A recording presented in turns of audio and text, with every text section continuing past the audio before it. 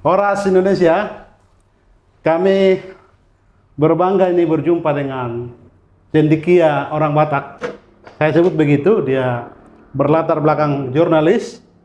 Saya dengar juga pernah menjadi staf khusus atau staf ahli dari anggota DPRD atau DPR RI, nanti diceritakan.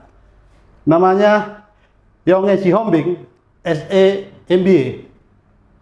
Beberapa waktu lalu dia menulis buku tentang Jokowi, bagaimana pencapaian Jokowi selama memimpin. Bahkan buku ini diingatkan untuk meminta dunia melihat apa yang dilakukan Jokowi. Saya langsung sapa Bang Yonge Sihombing. Horas Bang. Horas.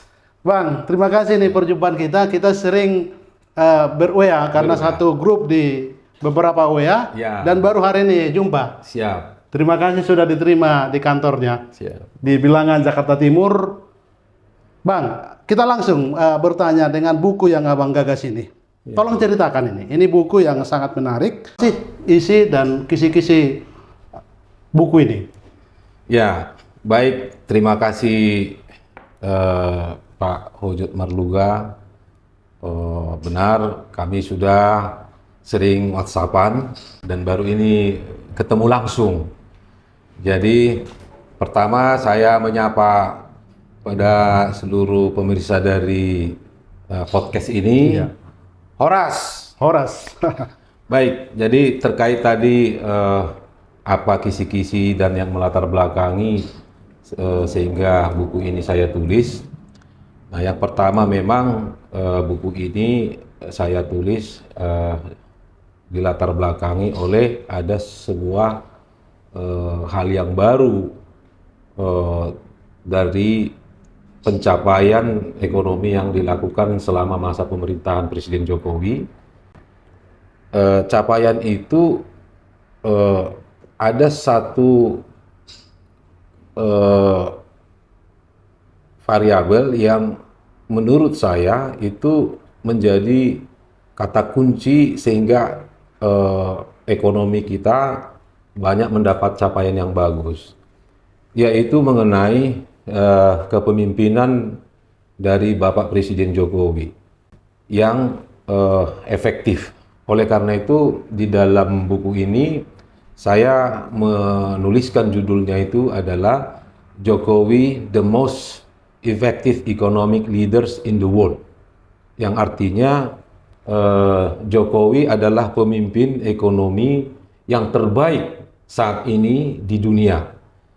Nah, atas dasar itulah maka saya tambahkan di dalam judul buku ini, yaitu sebagai dasar pengusulan nama Presiden Jokowi sebagai nominator peraih hadiah Nobel Ekonomi dari Komite Nobel di Oslo, Norwegia.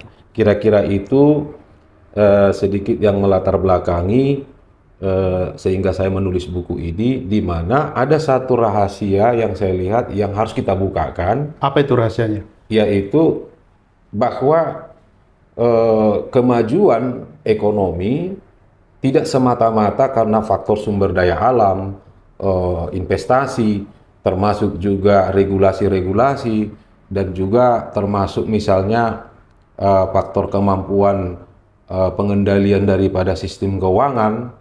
Tetapi ada satu yang saya lihat sangat mempengaruhi sekali, yaitu mengenai gaya kepemimpinan Presiden Jokowi, yang mana beliau itu memiliki karakter yang menurut saya karakter itulah sebagai pendorong sehingga pasar bekerja, pelaku ekonomi bekerja secara baik. Itu rahasia yang ingin saya bukakan lewat buku ini, bahwasanya atas kepemimpinan Presiden Jokowi memimpin para pelaku pembangunan ini, akhirnya terjadi invisible hand, ada tangan-tangan yang tak kelihatan turut membantu cara kerja ekonomi Indonesia di bawah sayap Bapak Presiden Jokowi. Kalimat rahasia tadi. Iya. Ada tangan-tangan tidak kelihatan Iya. membantu itu. Seingat saya Bang, saya bukan ekonom, tapi Ya. pernah dengar juga ungkapan itu pertama didengungkan oleh Adam Smith. Ya, Saya nggak betul. tahu apa Bang juga mendalami apa yang digagas oleh Adam Smith itu, ungkapan itu pertama dilakukan atau diucapkan dia. Tolong ceritakan itu. Ya, jadi di dalam literasi atau literatur dan pembelajaran ilmu ekonomi ada diperkenalkan istilah itu invisible hand. Memang tafsir yang lebih banyak tentang invisible hand itu adalah peran daripada pemerintah. Peran pemerintah itu dibagi atas dua bagian besar sebenarnya. Yang pertama itu kebijakan fiskal dan kebijakan moneter. Tapi ada tafsir juga bahwa itu tangan Tuhan yang tidak kelihatan itu. Iya, nah justru itu bahwa sebetulnya setelah saya mendapatkan buku original dari Adam Smith yang berjudul The Wealth of Nations yang ditulisnya itu pada tahun 1773. Dari mana Bang dapatkan itu buku langka yang pasti jarang Iya, di perpustakaan jadi mana? benar. Jadi buku ini lama juga saya mencari buku ini. Saya cari dari perpustakaan nasional tidak ada. Iya. Saya datang ke perpustakaan Universitas Indonesia juga tidak ada. Tapi suatu ketika saya menemukan buku ini di sebuah perpustakaan namanya Perpustakaan Aminta. Ini perpustakaan milik dari mantan Gubernur Bank Indonesia yang notabene itu adik daripada Ibu Tin. Oh. Dan waktu itu saya dipersilahkan untuk bisa membaca buku ini dan tidak boleh dibawa pulang. Nah, karena memang buku ini adalah buku yang sudah langka. Nah, saat saya buka halaman pertama itu, dia langsung sudah sebutkan di situ mengenai The Wealth of Nations itu digerakkan atau dikendalikan, salah satunya adalah mengenai invisible hand. Nah, ternyata invisible hand yang saya baca itu Adam Smith masih menafsirkan itu lebih dominan itu adalah campur tangan Tuhan. Kenapa dia melakukan itu? Apa memang dia punya dasar atau memang mendalami teologi juga? Ya, jadi saya bacakan sejarahnya juga dia seorang pendeta. Oh, Seorang pendeta dan memang sebelum ada universitas atau dunia pendidikan, sebetulnya buku-buku dari kitab suci kan sudah ada yang memberikan satu gambaran bagaimana manusia itu supaya hidupnya bisa lebih sejahtera, lebih baik. Di situ sebenarnya sudah ada misalnya keteraturan di dalam bermasyarakat, keteraturan di dalam dalam sebuah rumah tangga. Keteraturan-keteraturan itulah sebenarnya menjadi kata kunci. Akankah nanti ekonomi daripada rumah tangga atau masyarakat itu akan baik? Jadi setelah saya baca itu malah sebenarnya saya malah akhirnya lebih meyakini baik tidaknya sebuah ekonomi rumah tangga orang per orang maupun sebuah masyarakat atau bangsa, negara, bahkan dunia ini ada kaitan dengan karakter daripada masyarakat itu, apakah ada karakter yang rendah hati, sederhana, mau kerjasama dan tidak mementingkan diri sendiri, dan juga saling tolong menolong dan memahami bahwa dia tidak bisa hidup sendiri dan dia harus hidup bersama bergandengan tangan. Nah, inilah sebenarnya juga menurut saya yang perlu dipahami bahwa kalaupun disebut ada persaingan ekonomi antar negara, tapi tidaklah berarti persaingan itu ditafsir ada yang menang, ada yang kalah, tidak. Tapi dalam hal ini adalah bahwa alam ini itu masih ada pengendalinya, yaitu Sang Maha Pencipta. Oke. Nah, artinya silahkan seluruh para negara-negara maupun perusahaan-perusahaan itu berpacu menghidupkan dan membesarkan perusahaannya dengan cara-cara ilmuwan ataupun teori, tetapi pada ujungnya juga nanti akan bermuara kepada kehendak daripada Sang Pencipta. Kira-kira. Nanti akan saya tanya Pak, gagasan bukunya juga ditulis diniatkan untuk mendorong agar Jokowi menjadi penerima Nobel. terutama ekonomi. Tapi sebelum ke situ, sebenarnya tadi rahasia itu sudah diceritakan, ada tangan-tangan tidak kelihatan dan karakter itu Ya, dilakukan Jokowi. Apa sih di masa kepemimpinan Jokowi sekarang hampir 9 tahun, menjelang 10 tahun ini, kira-kira kalau abang tadi sebut di buku ini, dia pemimpin dunia. pemimpin dunia, betul. Ini satu pikiran yang sangat bernas, tapi harus kita jabarkan, apa sih kepemimpinan dia berdampak secara utama lah di Indonesia begitu. Ya, jadi yang pertama dari cara dia hidup sederhana selaku seorang presiden. Misalnya kita sudah lihat sendiri dari cara penggunaan daripada pakaian yang dia pakai sepatu, ya, kemudian sepatu biasa, kemudian juga protokolernya yang tidak begitu harus mewah atau bagaimana. Nah, ini kan sebenarnya kalau dari sisi ekonomi berarti tidak terlalu tidak terlalu besar biaya. Jelimet lah ya. Ya, tidak terlalu besar biaya, dan juga ini lama-kelamaan kan akhirnya banyak diikuti oleh para pemimpin di daerah, juga para pembantunya seperti itu.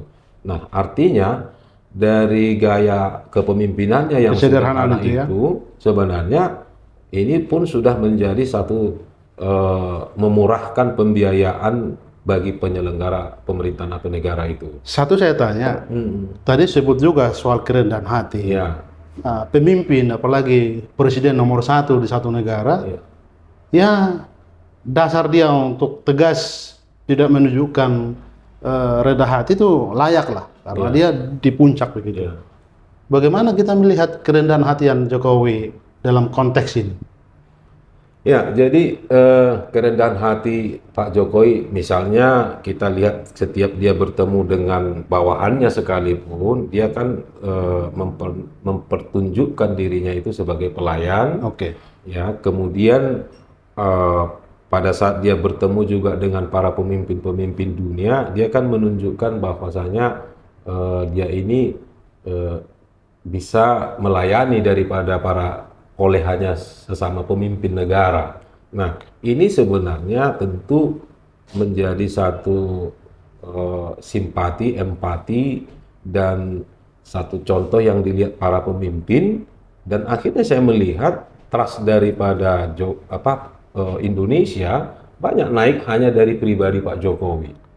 Nah, jadi ini Pak yang harus kita hire sekarang adalah bagaimana dengan kepemimpinan Jokowi yang terbukti telah berhasil mendorong kemajuan ekonomi Indonesia ini dapat ditiru oleh para pemimpin-pemimpin di negara lain, dan tentunya kepada Komite Nobel juga, supaya dia boleh keluar dari hal yang biasa-biasa yang selama ini hanya mengukur kelayakan daripada seseorang meraih Nobel Ekonomi itu dari hasil riset, hasil temuan penelitian, tapi mungkin untuk saat ini sudah bisa bergeser kepada hasil kerjanya.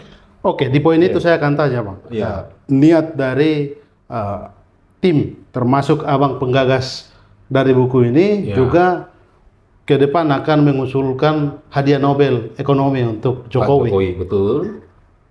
Tapi secara umum kan kita tahu, terutama Nobel Ekonomi itu diperuntukkan bagi mereka peneliti, akademisi, orang yang bergiat di bidang ekonomi. Saya contohkan, nanti mungkin bisa abang luaskan apa yang saya tanya ini.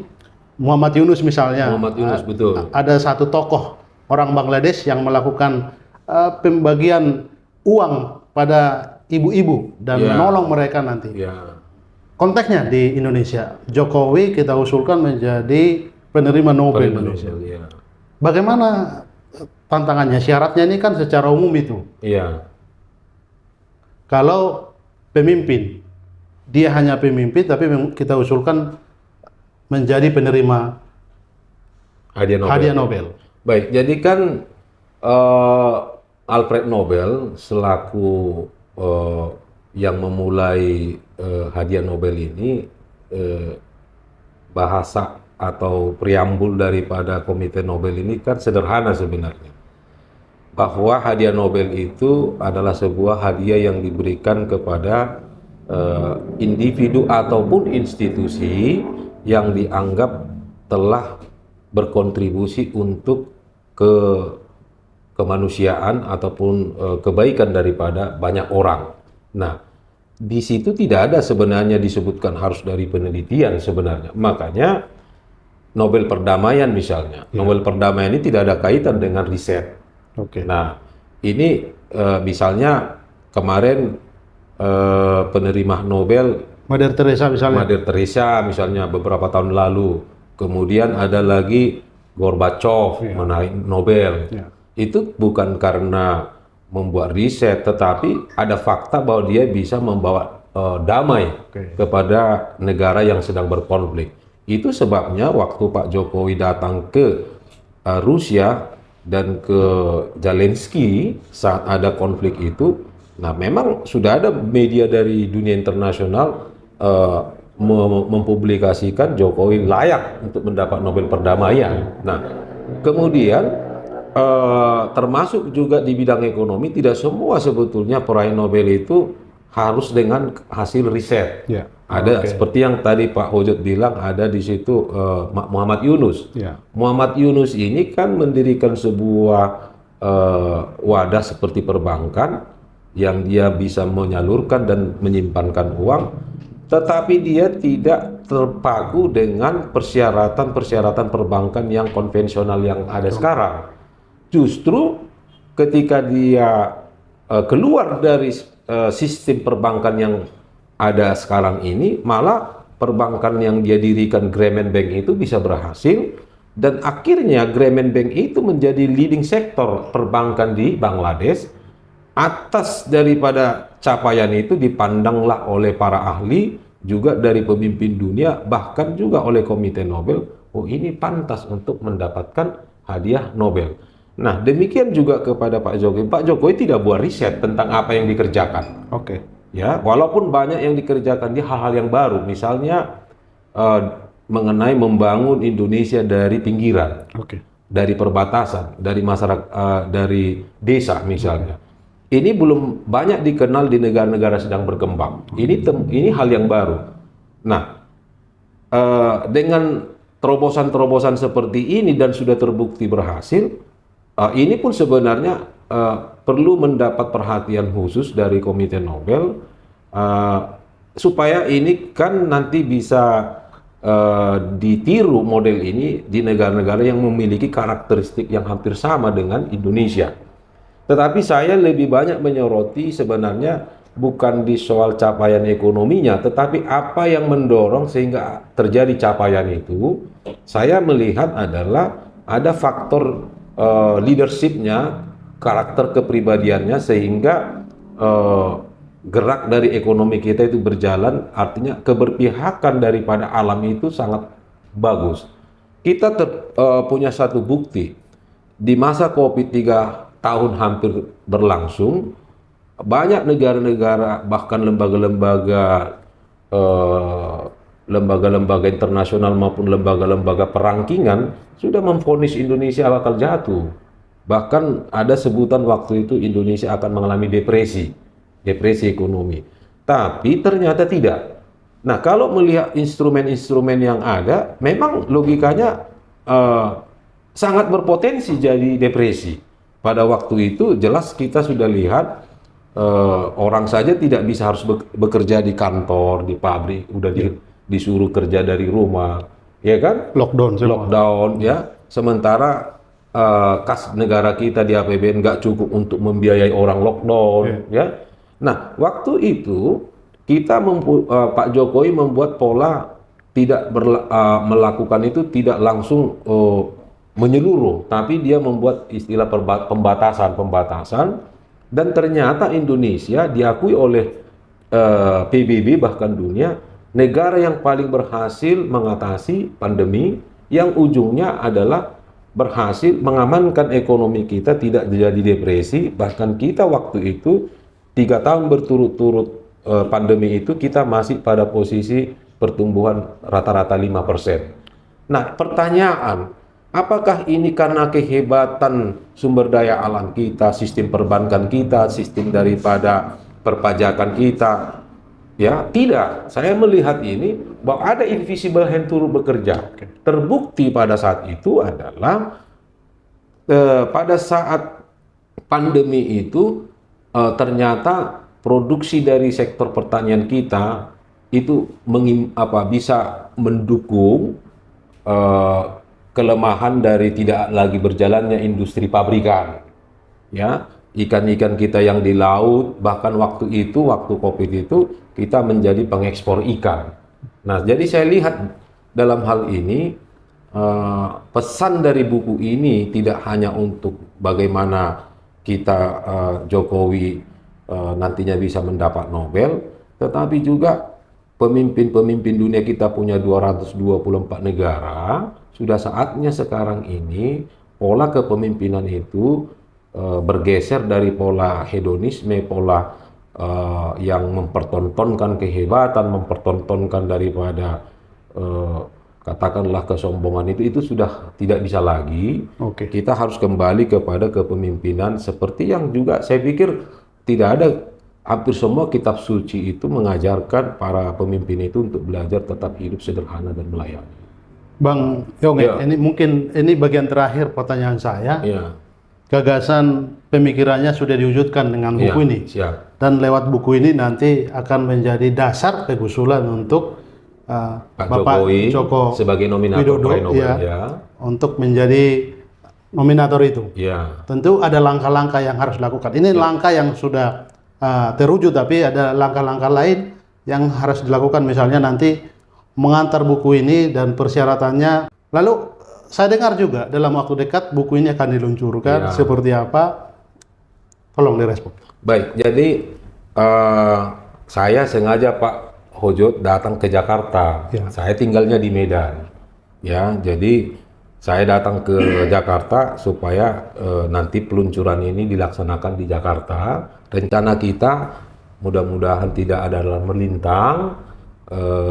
Rencana kita nanti kita laksanakan ini pada hari Rabu tanggal 21 Juni 2023. Ini bersamaan dengan hari ulang tahun Bapak Presiden Jokowi yang ke-62.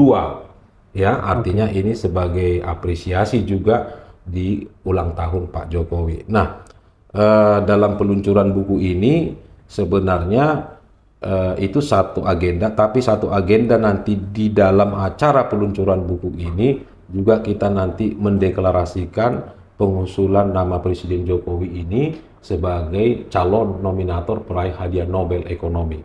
Oleh karena itu, saya mengundang banyak stakeholder, terutama itu saya pilih itu dalam 4 kelompok. Kelompok 1 government, kelompok 2 itu academy, kelompok 3 itu bisnis, businessman, dan kemudian society, atau dalam istilah saya itu GABS lah, Government, Academic, Businessman, and Society. Nah, government ini nanti akan kita harapkan kehadiran Pak Jokowi tentunya, dan saya mengundang para menteri Pak Jokowi, baik yang sekarang maupun yang sebelumnya. Karena di buku ini mereka yang mengerjakan itu, saya menuliskan apa capaian-capaiannya mereka yang lakukan. Kemudian juga saya juga mengundang pemimpin daerah, gubernur, bupati, wali kota, mungkin juga nanti ada dari beberapa kepala desa, karena kita mau menyampaikan pesan besar secara nasional bahwa kalau ingin ekonomi di tingkat desa, daerah maupun pusat itu bisa berjalan, tidak lagi kita hanya bertumpu kepada kekuatan-kekuatan yang namanya sumber daya alam, juga termasuk investasi, sistem keuangan, tapi juga harus bisa kita melirik. Satu sisi yang tidak bisa kita tinggalkan adalah faktor kepemimpinan yang rendah hati, sederhana, bisa bekerja sama dan melayani masyarakat, dan juga tentu tidak mementingkan diri sendiri. Nah, makanya itu kita undang, dan juga dari pelaku ekonomi, bisnismen, saya sudah umumkan mengundang 50 para pengusaha nasional yang top di Indonesia versi majalah Forbes itu. Juga akan kita undang 50 duta besar nanti, dan terutama juga duta besar dari Norwegia. Serta kita undang juga nanti 50 rektor perguruan tinggi yang terbaik, ada versi satu lembaga perangkingan. Dan yang terakhir kita undang dari society itu ada nanti dari pimpinan-pimpinan partai politik, LSM, Ormas, dan mungkin paguyuban-paguyuban yang lain. Yang artinya adalah boleh kita ada menuju suksesi kepemimpinan nasional, tetapi kita tidak boleh lupa bahwa tujuan suksesi itu juga tidak lain untuk mendapatkan pemimpin yang terbaik. Nah, jadi artinya di dalam peluncuran ini nantinya kita harapkanlah Pak Hojot bagi para pemimpin juga yang mendengar apa kita ini, podcast ini bisa bekerja sama, berdoa kita, karena buku ini tidak bermaksud mengkultuskan Pak Jokowi, bukan. Ya, buku ini adalah untuk membukakan sebuah testimoni kepada dunia. Oh, ini loh bahwa Indonesia capaian ekonominya ada, tetapi capaian itu justru ada pengaruh daripada pemimpin, dan mungkin juga sudah banyak. Saya yakin dan saya lihat sudah banyak yang meniru style dari kepemimpinan Pak Jokowi di tingkat gubernur, di tingkatan bupati.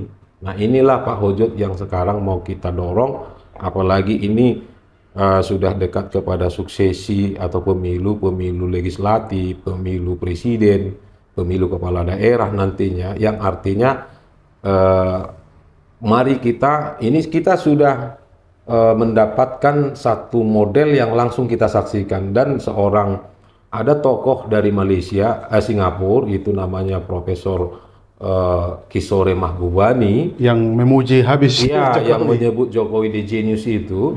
Dia mengatakan Indonesia diberkati oleh adanya Jokowi, sosok pemimpin itu. Terakhir, siap. Karena ini sudah disebutkan akan launching di Juni ya. Iya. Tapi bangsa kita ini, negara kita ini besar. 38 provinsi sekarang, tambah 4 provinsi baru di Papua. Iya.